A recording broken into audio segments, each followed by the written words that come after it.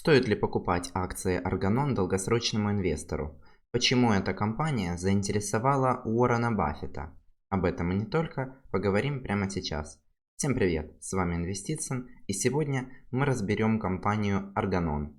Компания Organon – это фармацевтическая компания, которая специализируется на препаратах в сфере женского здоровья. Всего у нее три направления. Это препараты в сфере женского здоровья и послеродового восстановления женщин. Занимает 25% выручки. Также это биосимиляры, то есть это лекарства, сделанные на основе бактерий и биологических микроорганизмов. И стандартные лекарства, то есть это сердечно-сосудистая система, дерматология, обычные лекарства.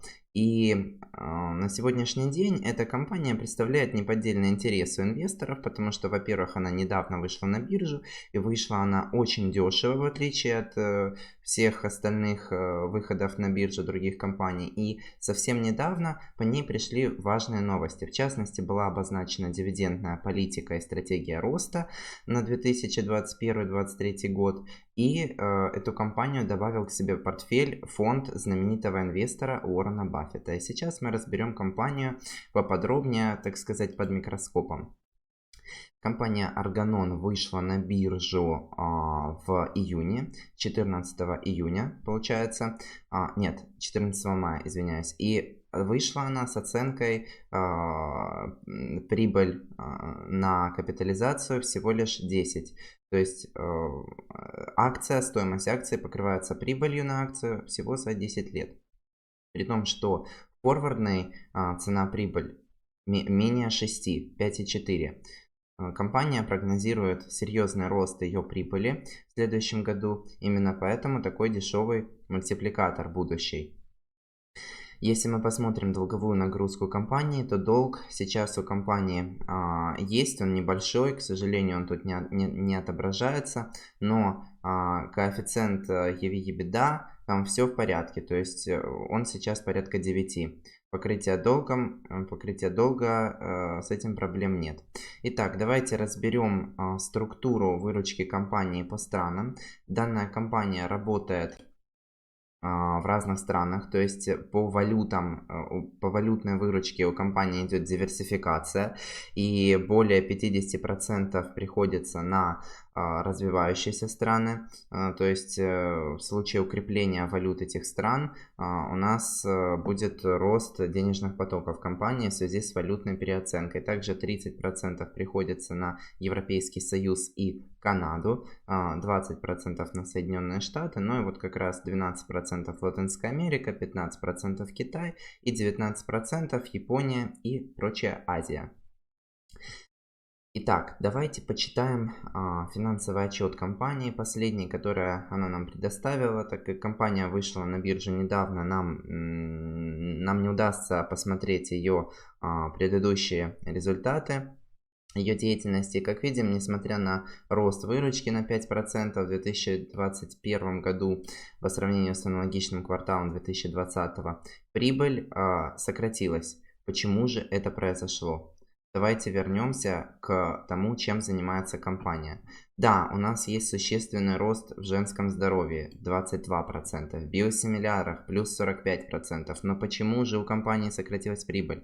А вот где собака порылась. Штатные лекарства. Дело в том, что это основная проблема данной компании. Потому что те лекарства, которые входят вот в штатные лекарства, их продажи на последние 5 лет падают.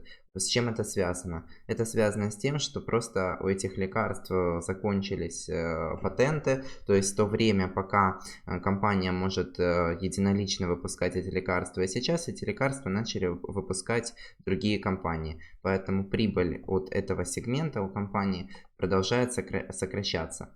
Тем не менее, руководство настроено оптимистично, именно из-за того, что ожидается сильнейший рост продажи биосимиляров по 45-60% в год и рост товаров для женского здоровья, то есть не товаров, а лекарств. В частности, тоже компания недавно сделала приобретение другой компании, занимающейся производством медицинского оборудования для послеродового восстановления, и на это компания делает существенную ставку. То есть ожидается от этих двух сегментов существенный рост. Также на последнем собрании акционеров была установлена дивидендная политика. И теперь при текущей цене акций будут 4 раза в квартал выплачиваться дивиденды. В год это будет выходить 3,35% при текущей цене акций, что, согласитесь, очень неплохо. Это намного выше среднерыночной доходности 1,3%. При том, что доля от прибыли компании на выплату дивидендов всего лишь 20%. То есть выплата дивидендов, она не в напряг компании. Это небольшая для нее нагрузка абсолютно. Давайте посмотрим, покупают ли компанию инсайдеры, потому что, как видим, компания очень перспективная, крайне недооцененная, но не могут же такую компанию не покупать инсайдеры. Конечно, они ее покупают. Как видим, 17 августа было сделано приобретение по $35 на 22 тысячи акций главой компании по бизнес-процессам. То есть эта женщина купила акций, точнее опционов на покупку этих акций на $730 тысяч. И еще одна женщина, глава Института исследований и разработок, отдела исследований и разработок, тоже купила на $730 тысяч опционов на право покупки акций. Дата истечения опциона исполнения опциона до 17 августа 2022 года. То есть 17 августа это Джерси Сити получит свои 22 тысячи акций. Почему же они покупали компанию вот именно 17 августа? Дело в том, что компания в этот момент выпустила свой отчет, и как раз таки там были установлены как перспективы роста, так и дивидендная политика. Сделки инсайдеров, они для инвесторов очень важны, потому что кто, как не руководители самих компаний, знают лучше свою компанию. И они зачастую на долгосрочную перспективу и среднесрочную входят по очень выгодным ценам. То есть, да, локально, если мы посмотрим, Organon со своих минимумов от двухнедельной давности, он вырос, да, на сколько процентов? На 14%. Но на самом деле это ничто. Почему? Потому что справедливую стоимость компании на основе ее будущих финансовых потоков, ну и с учетом рисков, о которых я чуть позже расскажу, я обозначил в $48. $48 на 2021 год. А это, извините, уже от текущих отметок плюс 45%. Вдумайтесь в это, 45% роста, при том, что компания платит огромные дивиденды, 3,35%. Я считаю, что это очень хороший показатель. Именно поэтому Уоррен Баффет и заинтересовался компанией. Если мы посмотрим на рентабельность ее бизнеса, то валовая маржа целых 27%, а операционная маржа 32%. А как мы знаем, Баффет любит компании, у которых маржа выше 20%. То есть компания по всем критериям, в принципе, является недооцененной. И я считаю, что в случае, если более-менее благоприятная будет ситуация на рынке, если не возникнет каких-то непредвиденных обстоятельств, то есть если компания достигнет тех целей, которые она ставит, она может пойти и выше $48.